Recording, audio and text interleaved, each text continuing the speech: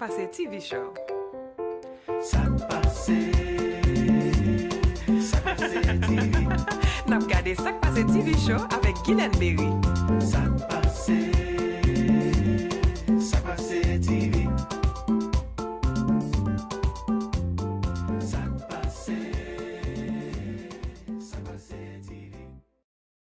Jeudi à notre qui branché qui a regardé Sak Passe TV Show, nous ensemble avec Serge Cadeus qui c'est un boxeur, un descendant haïtien, petit haïtien, jeudi qui pourra partager information ensemble avec nous même qui branché là, qui ça veut dire pour capable un boxeur qui a boxé ici aux États-Unis pendant que nous c'est haïtien.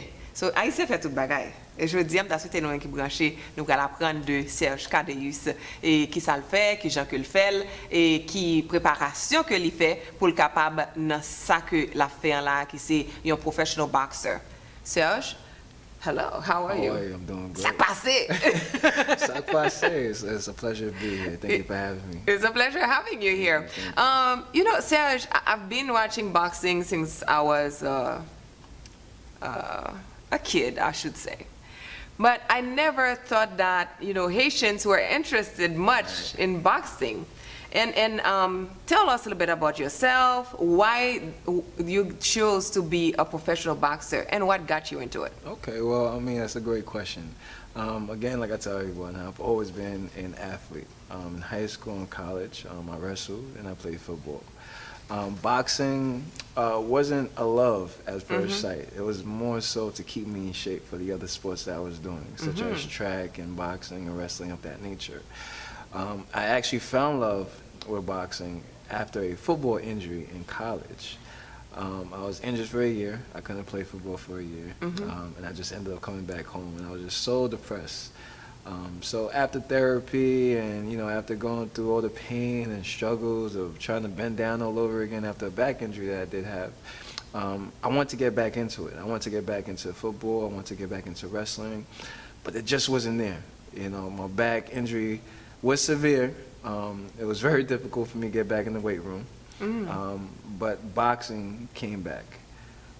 Started training, and before you know it, a couple of days later, a coach came up to me and said, "You know what? You have good skills. Why don't you box for the amateurs and see how you do?"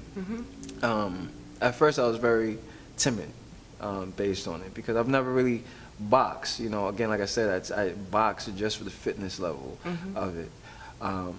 Before you know it, amateur boxer became a professional boxer. The professional boxing came about in 2011.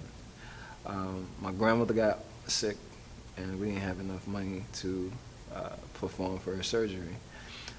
So what ended up happening is that we all came together eventually, and we put money towards her surgery. She had a ruptured ovary or something of that nature. So it had, you know, she was old at the time, and, you know, but at that point in time, I realized that if I wanted to help my family, I had to do something.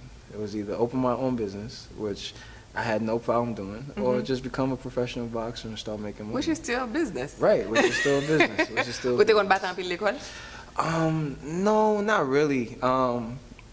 Just like any Haitian, we were scared of the spankings. So, you know, my brother and I, we were on our best behaviors. I mean, I got in more trouble than my little brother. Again, you know, my Fighting? aunt. Yeah. Oh, okay. Yeah, So yeah. you had boxing in you since you were a jit. Since I was basically, I started boxing since I was 14 years old. I see. Yeah, I'm 27 now. 27. Yeah, I'm Okay. 27 now. Well, that's good to know. So, nous même qui branché qui a regardé Sak Passe TV show, nous capable connaître que ti moun nou yo, c'est nous ouais que yo intéressé dans boxing, bien en façon que yo capable faire professionnellement. And so now you also mentioned wrestling. Yes. So you wrestle as well, or do you think that it's better to be a boxer than a wrestler? Well, the same discipline occurs in wrestling. You know, to be a Olympic folk style freestyle wrestler, that's the wrestling styles that we do in high school and college. It takes the same discipline as far as a boxer, in the same sense of, you know, you have to maintain your weight. You know, if you're overweight, you have to lose weight. You know, I tell people all the time the most important part is not the work that you do inside the gym, it's the work that you do outside the gym.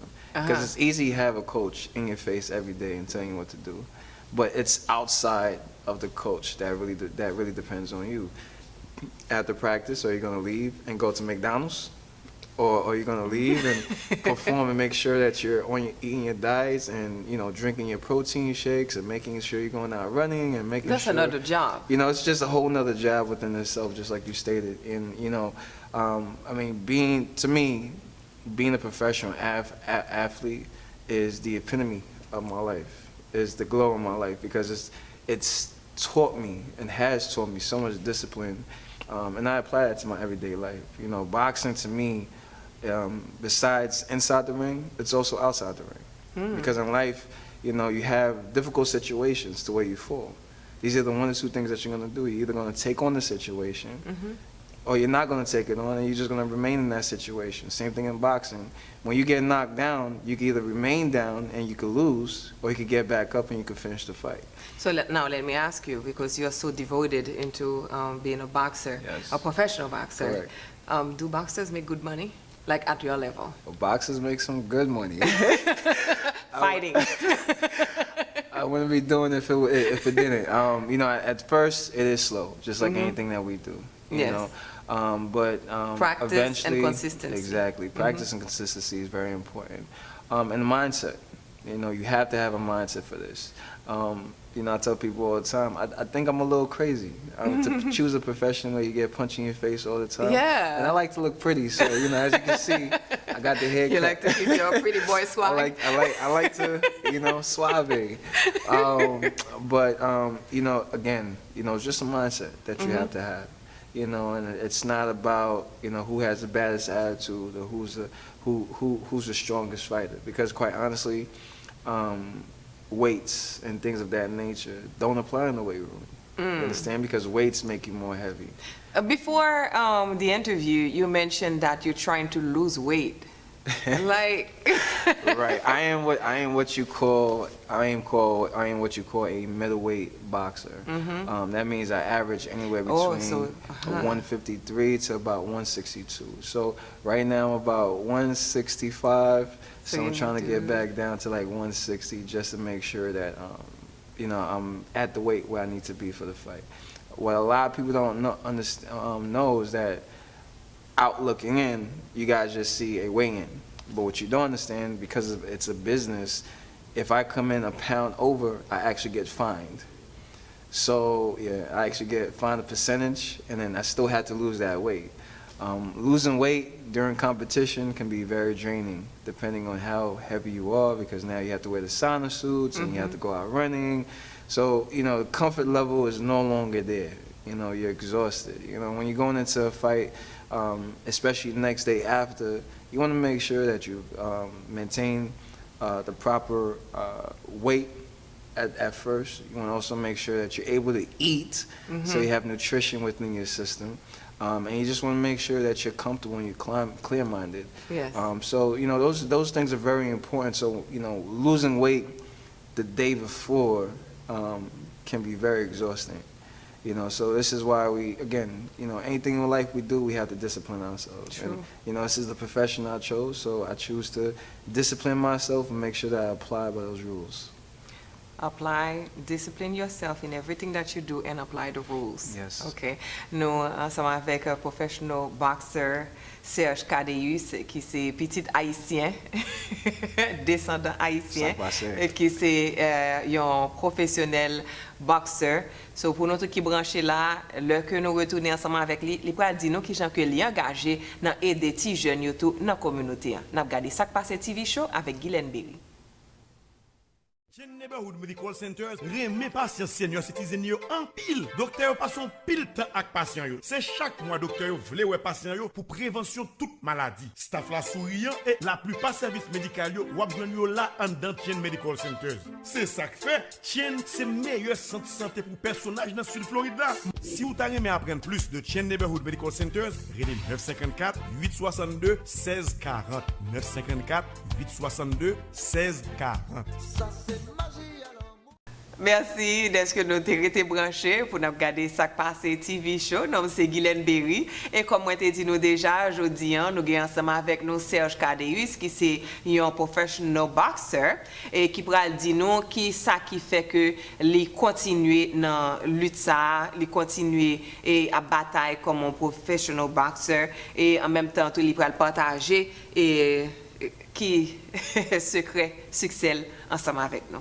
So Serge, I know that you've been boxing for quite a while. Yes. You look very young to me, and you said that you're 27. 27. And as a 27-year-old young man that is in the boxing business, the people that are watching that would like to get to do some boxing or something else that has to do with being a professional in a business or whatever they choose to do, what is the success? What is what is the secret of your success Oh wow. that keeps you going? That's probably the easiest question you're ever going to ask me. Don't quit. Don't quit. Keep pushing yourself.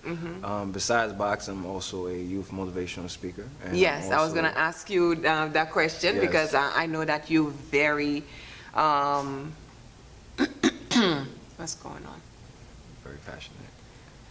I know that's something that you're very passionate about, the youth, our youth. Yes. And the young men, when you go out there and you talk to the young men and ladies. Yes. So why did you choose to be a motivational speaker? Well, you know, being a youth motivational speaker, besides just doing it, I feel like it's a gift from God. You know, everyone has their own individual calling. You have sac passe, I have boxing. But among that, we also have other gifts given to us that we look into.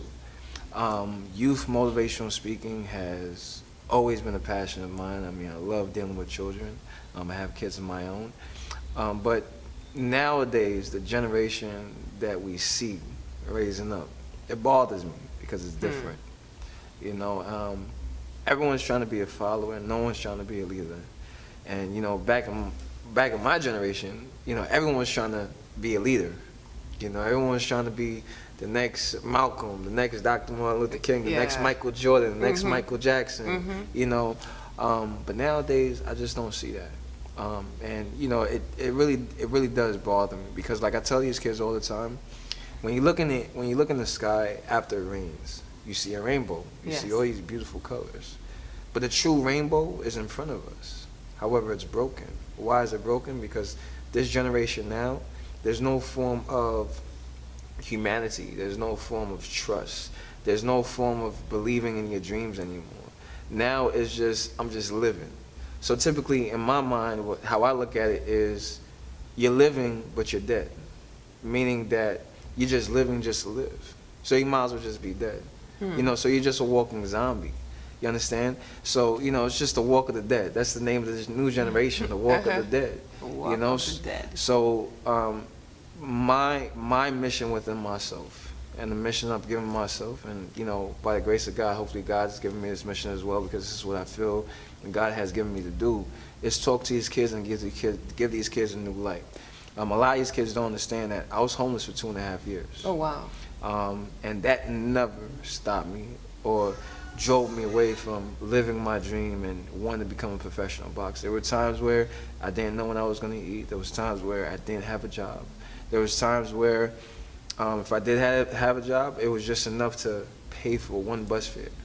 You understand? But it never stopped me from pursuing my dream. And this is what I need kids to do.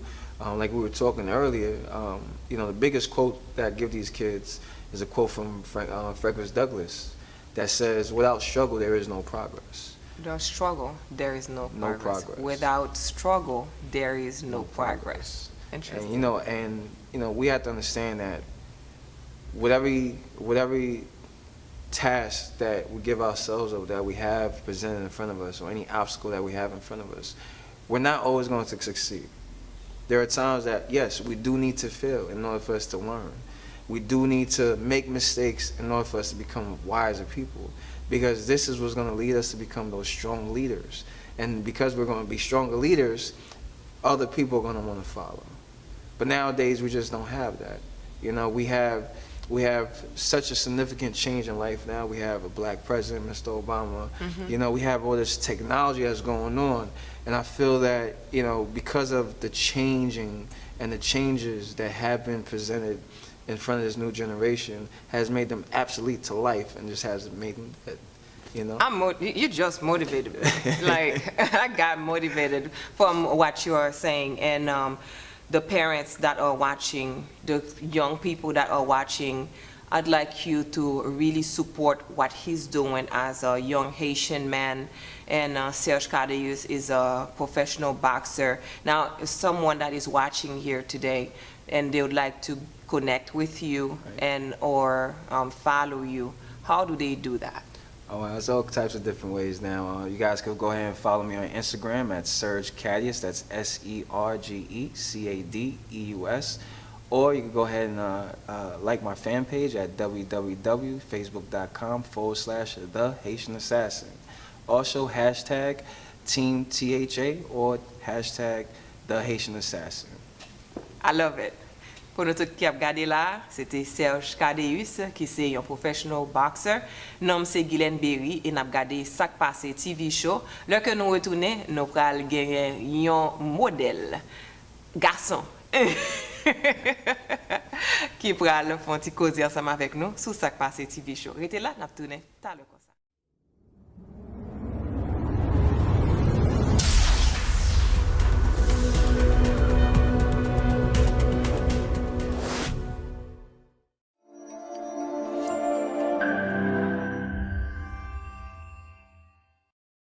Nom c'est Guylaine Berry et nous avons regardé ça passer TV show. Nous ensemble avec un modèle professionnel, ça veut dire mon qui dans fashion, c'est monsieur Franklin Myrtle. Franklin Myrtle gagne quelques jours depuis que c'est un modèle professionnel. Côté que nous-mêmes haïtiens, nous toujours pensé que c'est plus femme qui fait modèle. Aujourd'hui, nous avons un garçon qui est ensemble avec nous et qui pourra parler de qui ça fashionnier, qui ça modèlier, qui ça veut dire pour lui un modèle professionnel dans le monde ça que nous vivons dans la journée aujourd'hui. Franklin, hi, how are you? Hello. Ça passé. Ça passé, bien. Yes. So, Franklin, you've been a model since when? 2009. 2009. Yes. Oh, that's a few years. Yes, quite see, about 7 years. 7 years. Yes. What got you into modeling? Well, I've always been into fashion. My mother, she's always been a stylist, and she was my stylist. She did that a couple times. She was a stylist for New York Fashion Week. With that being said, I was in the medical field, and I was like, you know, let me give fashion a try. And then I started modeling for a Florida Designer Expo, and then from that period of time, I did a Mercedes-Benz Fashion Week, I did Miami International, I went to New York, and I got signed on the spot with the Ford Agency. Interesting. Yes. So you were into medical, and Yes. then from medical to fashion, I was an ultrasound sonographer. I did that for about 8 years. and then you choose fashion. Yeah. Now, for the people that are watching here that love fashion, I love fashion. Yeah, it shows. Definitely. Like, and some of the colors right there is really nice. Thank you. I just throw colors. Oh, like, I really? don't, yeah. It must be good to be you. I wish I had the ability to just throw colors like that. You have eyes for colors. That's okay. Well, thank you. I appreciate that. You're welcome. So, for those people that are interested in fashion and that would like to do modeling and stuff, what message do you have for them when it comes to fashion? Because a lot of times we think that is something that you do as a leisure, not something that you take seriously. Well, that is something I take very seriously. The thing about fashion is this: you want to be a fashionista, not a fashion junkie. If I may. What is the difference between a fashionista Well, and a fashion A junkie? fashion junkie is somebody who would like put any name brands on. For example, they might Like put- me. Really? Look at you. No, you whom I would call a fashion stylist or fashionista.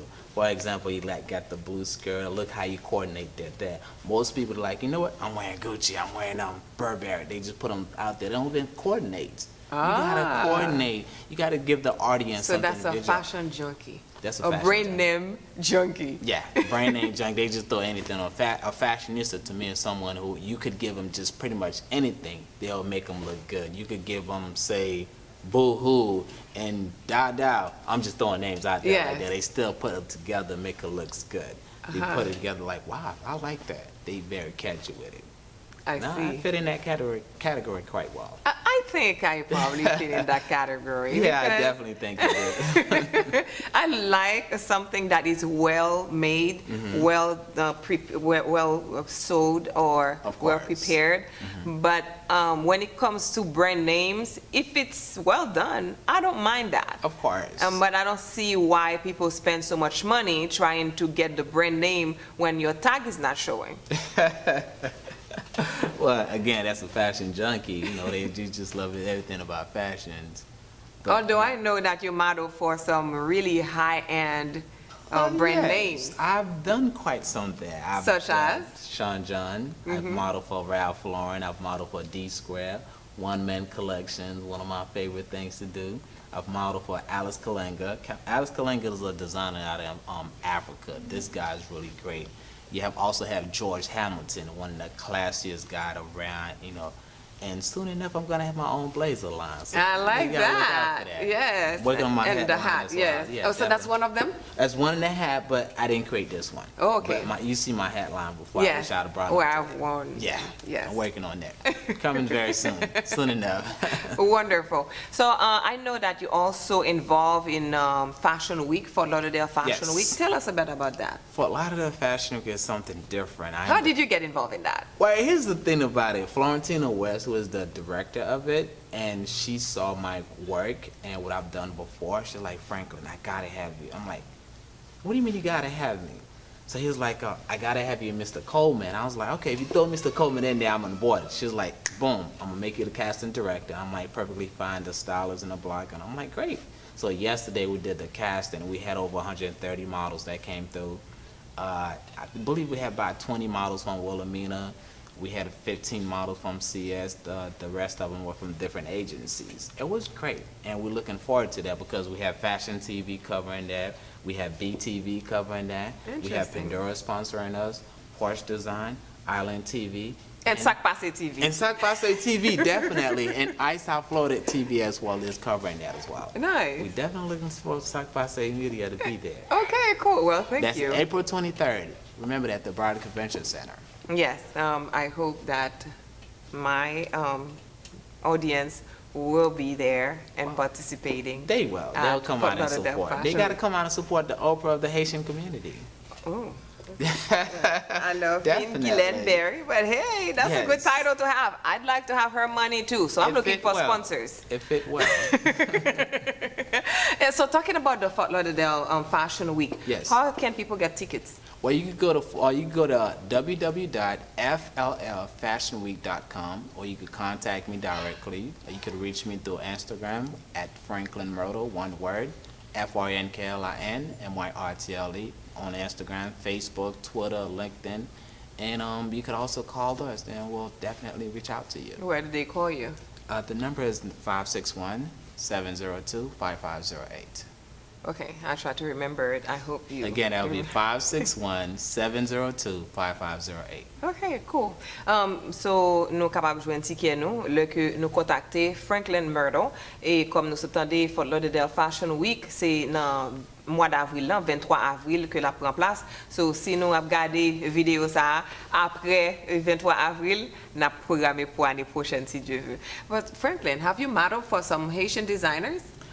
Unfortunately, I have yet to model Not for the yet? Haitian models. What? I'm looking forward to model for Haiti Fashion Week. They have yet to contact me. So you know where to contact Franklin. Yes. So nou menm ki say Haitian designer, hook him up, okay? Listen, Franklin Myrtle. If London could fly me out there, Paris could fly me out there, I'm Haitian I think he's American. qualified. Listen, I'm Haitian American. Y'all got to bring me to Haiti and do the thing, the headline of the whole. Now I'm available. Whenever you guys ready, I'm available for that. Yes, well, kudos to you for Thank you. all your accolades and also working with some high-end people that are in the fashion industry, whether it's the UK, whether it's Paris, À Paris. à Paris.